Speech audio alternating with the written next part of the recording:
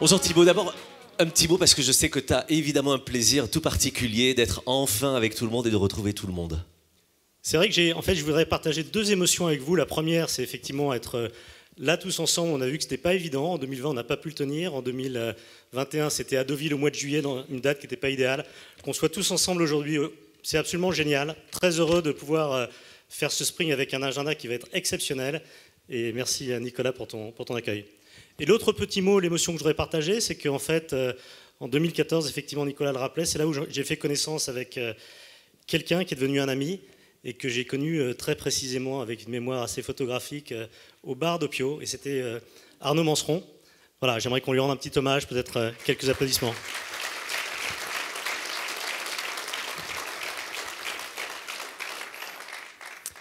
Merci pour le mot d'accueil. Alors, tu es président depuis 3 ans et l'un de tes enjeux, c'était de faire évoluer le positionnement de l'association. C'est quoi le point d'étape que tu peux faire avec nous aujourd'hui? Alors, en fait, Croissance Plus, vous le savez, a été créé en 1997 par Denis Père. J'ai hérité d'une association en pleine santé, extraordinaire, mais quand même, il y avait ce sujet de est-ce qu'on n'est pas une association vieillissante? C'est quoi les 10 prochaines années? Comment on réfléchit à ça? Ceux qui me connaissent un peu savent que j'ai un espèce de TOC, un trouble obsessionnel et compulsif, c'est la stratégie. Et je pense que la stratégie, c'est quelque chose qui s'applique à une entreprise, à une association, à un individu, consultant quand il est seul, pourquoi pas aussi à un État, on aimerait voir aussi plus à ce niveau-là. Et donc la première chose qu'on a fait avec le comité directeur par un séminaire de rentrée en septembre 2019, c'est travailler sur ce fameux canevas stratégique en utilisant la méthode stratégie de l'océan bleu. On s'est dit, mais qu'est-ce qu'on veut apporter à l'écosystème, surtout dans un monde où il y a plein d'associations qui ont fleuri. Il y a eu le Galion, il y a eu France Biotech, France FinTech, France peut-être PropTech. Comment on se situe par rapport au MEDEF, comment on se situe par rapport à Réseau Entreprendre. Donc c'est important de savoir la valeur qu'on apporte à l'écosystème. Et donc on s'est penché avec ces 18 personnes du CODIR et l'équipe de permanente. Quelles sont nos valeurs? Les valeurs, elles sont très simples. C'est le partage d'expérience. Et là, je pense que les 2 mois de confinement où on était avec vous tous les soirs ont été vraiment un très beau témoignage de ça, comment on partage des choses ensemble avec des ateliers techniques, des partages d'expériences entre entrepreneurs. Le deuxième, c'est la convivialité. Et là, je pense que le Spring, ce sera l'occasion justement d'avoir des moments conviviaux et très, très sympas ensemble. Le troisième, c'est la notion de payback. On vient chez Croissance Plus pour développer son business, pour comprendre comment les autres ont fait pour aller à l'international, pour faire du M&A pour grandir, et pourquoi pas pour profiter, why not, d'une mesure fiscale qui, si elle rapporte 10 000 € par employé, si on le fait 15 fois, ben on a gagné pas mal d'argent. Et puis ensuite, il y a 2 autres critères, et tu me dis si je suis trop long, Nicolas. Le premier, c'est l'influence. En fait, depuis le début, quand Denis a créé l'association, on a voulu être une association qui faisait bouger les pouvoirs publics sur l'entrepreneuriat. Comment on libère l'entrepreneuriat en France. Et aujourd'hui, dans ce registre-là, on se veut différent du MEDEF, qui bien sûr est reçu, et ce n'est pas notre cas, bien parce qu'on voit des ministres régulièrement, mais on n'est pas à Matignon ou l'Élysée tous les jours ou toutes les semaines, mais on veut proposer des choses qui apportent une disruption sur la pensée un petit peu standard. Donc on veut être plus iconoclaste, plus en rupture. Et ça, c'est quelque chose que l'on pratique et on a des propositions très, très concrètes dans ce domaine-là. Et puis aussi le sujet de l'impact. C'est-à-dire il y a 3 ans, quand j'ai pris mon mandat, on s'est dit, voilà, l'entrepreneur doit apporter beaucoup plus à la société et on a fait de cette dimension impact quelque chose de très, très important pour l'association avec un groupe de travail qui a beaucoup produit comme d'autres groupes. Et notamment sur la raison d'être. Comme beaucoup d'entreprises, finalement, vous absolument, avez choisi donc la raison d'être traduit le positionnement qu'on veut avoir dans la société, dans notre écosystème. Il n'y a pas de limite pour l'entrepreneur à résoudre les petits et grands défis économiques, sociaux, environnementaux. On veut être ces entrepreneurs qui changent le monde, qui apportent une véritable valeur ajoutée à la société. Ça peut être sur des sujets d'emploi, sur des sujets d'environnement. Et on voit un système complètement différent. J'en parlerai à propos de nos propositions. La société entrepreneuriale aussi dont tu parles, une autre manière de faire. Exactement. Donc notre slogan maintenant, c'est « Vive la société entrepreneuriale ». Je pense qu'on va en faire notre tagline. Et ça, c'est quelque chose qui nous différencie avec beaucoup de contenu autour de ça, qui soutient ce positionnement, cette plateforme de marque. Toutes nos actions au quotidien et nos contenus traduisent en fait ce positionnement. Et comment cette plateforme de marque que l'on évoque là sert la mission de Croissance Plus, qui est une mission d'influence? Alors l'influence dans le temps qui est imparti, je résumerai en 3 grands volets en fait. Il y a un premier volet qui est cette idée, qui est une vision système. C'est-à-dire que, en fait, vous avez entendu dans la campagne présidentielle, il n'y a pas forcément beaucoup de visions qui sont présentées. Nous, on pense qu'il y a une vision systémique de la société où l'entrepreneur fait beaucoup plus, donc l'État un petit peu moins. Et donc, au lieu d'avoir un État qui a été jusqu'à 64% de dépenses publiques par rapport au PIB en 2020, ce qui est absolument colossal, cette année, si on se débrouille bien, on sera à 57%. Dans notre vision, s'il y avait des projets qui passent à l'échelle sur l'emploi des seniors, sur l'insertion des jeunes, sur la revitalisation des territoires, eh bien, on fera baisser les dépenses publiques, on fera baisser Pôle emploi, ce sera plus 4,5 milliards d'investissements par an, mais peut-être un peu moins. Et donc, on aura un effet vertueux d'un système qui sera un peu plus allégé au niveau de l'État. Je voudrais utiliser cette expression qu'on utilisait avec Christian Saint-Etienne, qui est un économiste avec qui j'avais beaucoup travaillé sur ces sujets il y a une dizaine d'années. Il voyait une France Wikipédia, une France open source. Et là, on a été dans les différents septennats ou quinquennats dans une France hyper centralisée. Voilà, donc on propose ce modèle complètement différent. J'ai retenu quelques trucs en observant parce que je vous trouve justement très porteur de bonnes idées qui accompagnent tout le monde, notamment sur comment libérer l'économie, diffuser l'esprit entrepreneurial dont tu parles, assumer ses responsabilités. Ça, ce sont vraiment des mantras au quotidien pour vous tous. Oui, c'est la société qu'on propose. On propose une société où il y a plus de prise de risque, de prise d'initiative. Alors, je vais parler de choses un petit peu macro, puis des choses un peu plus concrètes. On a, dans les groupes de travail, travaillé sur une proposition qu'on appelle la proposition d'intrapreneuriat.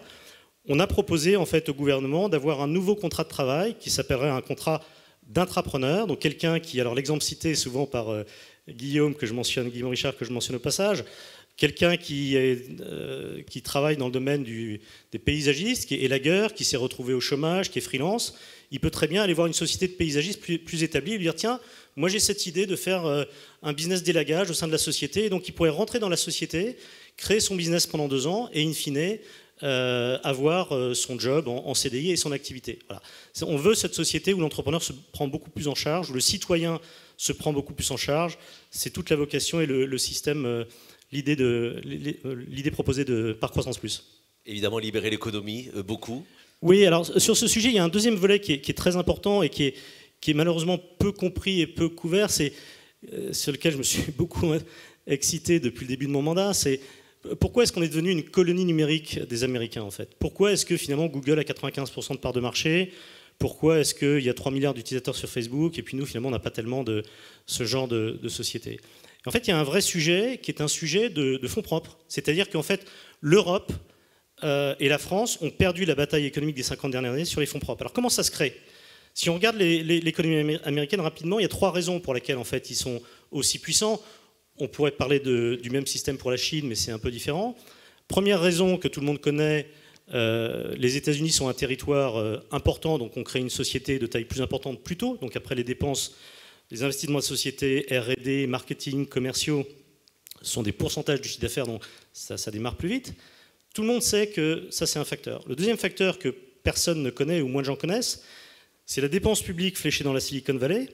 Et en fait, si je prends un exemple un peu emblématique, SpaceX, c'est presque un peu un projet public mené par un entrepreneur. Mais vous êtes une société qui est un peu dans mon domaine, l'infrastructure de réseau ou la cybersécurité. Vous prenez des gros contrats avec le Department of Defense et vous devenez tout de suite un plus gros acteur. On a peu ça en France et en Europe. On a reçu récemment Michel Paulin. Michel nous disait, ben non, nous on n'a pas les contrats. Le Health Data Hub a été donné à Microsoft Azure, alors qu'il y avait des choses en France qui pouvaient être faites. Et le troisième sujet, c'est la bourse. Et la bourse, ça permet à Amazon de faire des pertes pendant des années, mais les pertes, c'est des investissements. À Uber, de s'introduire à 80 milliards de valorisation pour 3 milliards de pertes par trimestre. Et ça, derrière la bourse, c'est les fonds de pension. Et donc là, on a fait une proposition un peu macro, mais qui fait vraiment du bruit dans le paysage. Alors, c'est pas du tout un sujet grand public, hein, je vous rassure. Mais on a proposé, en fait, une partie de retraite par capitalisation. Il ne s'agit pas d'aller vers un système tout capitalisation, peut-être 90% répartition, 10% capitalisation. Mais on a travaillé avec l'Institut Molinari pour faire ces propositions. Je suis intervenu récemment dans la caisse d'allocation vieillesse des pharmaciens qui gère 8 milliards. Un sujet qui est peu connu, c'est qu'un gros système de capitalisation en France, c'est la fonction publique, qui a un fonds qui s'appelle l'ERAFP. L'ERAFP, c'est 38 milliards d'euros sous gestion. Vous voyez, et quand on fait ça, on est dans ces propositions un peu disruptives que le MEDEF ne voudra pas faire. Geoffroy Roux de Bézieux, avec qui on s'entend très bien et qu'on voit régulièrement, me dit « Thibault, vas-y, parce que nous, si on dit capitalisation, c'est un gros mot et on va se faire massacrer. » Donc ce rôle, en fait, d'influence un petit peu en mode iconoclaste et disruptif, c'est un rôle qu'on veut jouer. Et dernier point, j'en termine par ça, le sujet vraiment très important pour Croissance Plus depuis le départ, c'est l'actionnariat salarié. Il y a en fait une vision chez Croissance Plus qu'on veut un capitalisme beaucoup plus redistributif. Il y a un danger d'un système qui est largement le plus vertueux d'un capitalisme qui pourrait, je dirais, créer tellement d'écarts de richesse qu'on aurait des crises comme les gilets jaunes qu'on a eues et d'autres à l'avenir. Et donc on pousse depuis toujours, depuis que Denis a créé l'association, un capitalisme qui partage mieux les richesses, soit par l'intéressement, la participation, les actions gratuites, les BSPCE. Et là, on a fait des propositions techniques au ministère ou au Parlement pour pouvoir continuer à développer ça. Et on imagine tout à fait des sociétés qui puissent répartir 30% de leur capital parmi les employés et pas simplement dans les fonctions de haut niveau. Et toutes ces propositions, tu les as portées comment? Vous les avez portées comment avec Croissance Plus pendant la campagne? Alors, on a une grosse production pour une petite association avec 5 permanents que je voudrais saluer, qui font un travail absolument fantastique. Vous pouvez, bien sûr. Céline et toute l'équipe. Donc il y a pas mal de choses, et c'est vrai que pendant la campagne, on était très actifs. D'abord, on a été un des premiers à produire un programme pour les présidentielles, et c'était fin août, début septembre. Donc on a fait différents thèmes, on a produit quelque chose de très solide avec, entre autres, les sujets que j'ai évoqués, mais plein d'autres, beaucoup plus tactiques et beaucoup plus concrets. On l'a diffusé très largement, on a fait pas mal de tribunes sur les différents sujets que j'ai évoqués.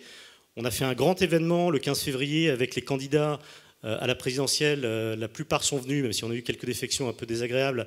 Mais on a eu quand même Valérie Pécresse, Éric Zemmour, Bruno Le Maire, Macron n'était pas encore candidat, Adrien Quatennens qui représentait Mélenchon. Et tous nous ont dit, c'est un beau moment de démocratie, bravo, parce qu'on a besoin de ce genre de choses. Je mentionne au passage qu'on avait 2 partenaires extraordinaires qui étaient Le Métis et France Invest, avec qui on a fait cet événement avec beaucoup de plaisir. Avec une belle campagne de com d'ailleurs que j'ai vue, super efficace. Voilà, alors notre thème qui est que l'entrepreneur peut être beaucoup plus central dans la société, on peut avoir une société beaucoup plus tournée vers l'initiative, la prise de risque, on l'a traduit par cette campagne sur les réseaux sociaux que vous voyez à l'écran, où on interpelle les candidats. Alors on a pensé à les appeler par leur prénom, puis on n'a pas eu cette impertinence, donc on les a appelés par nom et prénom. Mais voilà, chaque candidat, on leur dit, mais pensez que l'entrepreneur peut faire beaucoup plus dans la société, vous pourriez porter une vision beaucoup plus ambitieuse finalement, avec des entrepreneurs à vos côtés qui traiteraient d'un certain nombre de sujets. Bravo déjà pour ce travail dans l'actu et dans une période pas facile évidemment. Et puis il y a la vie de l'association qui continue évidemment à travers des recrutements, d'autres événements. Comment l'association évolue?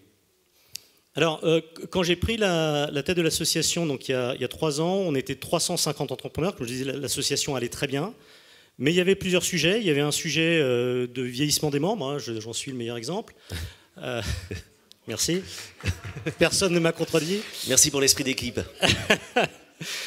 Donc il y avait un sujet de rajeunissement, donc on a fait un gros travail, certains je pense en particulier ont fait un gros travail pour nous aider à recruter des membres plus jeunes.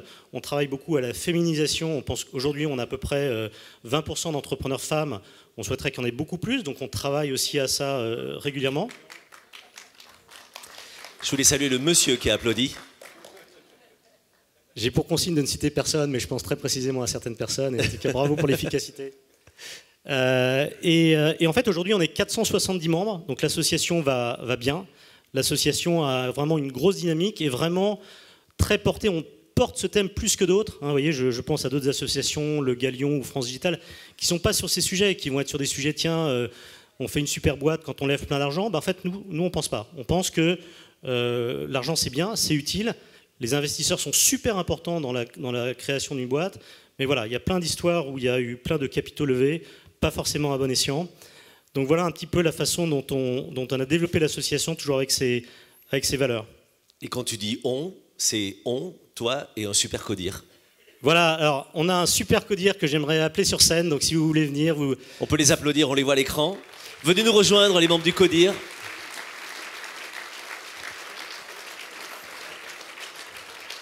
Donc le codir fait un travail remarquable sur les groupes de travail, sur la vie de l'association au quotidien, sur le recrutement des membres. Donc, intéressez-vous. Donc, je l'ai dit tout à l'heure, je crois. L'association se renouvelle. Donc, c'est des mandats de 2 ans renouvelés 1 an. D'accord ? Donc là, il va y avoir des élections pour le prochain CODIR. Présentez-vous, intéressez-vous au sujet. C'est passionnant. Plus vous donnez, plus vous recevrez. C'est vraiment quelque chose d'assez magique. Donc, merci au CODIR pour toute votre contribution. Bravo le CODIR. C'est impressionnant de les avoir tous à côté de soi comme ça. Et puis, effectivement, on l'a dit tout à l'heure, mais on va les appeler sur scène, une équipe de permanents exceptionnelle, emmenée par Céline, qui fait un super travail.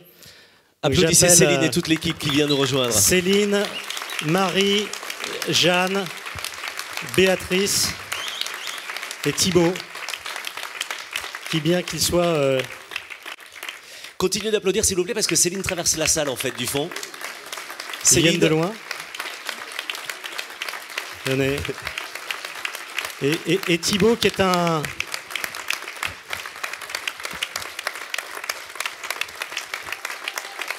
Bravo.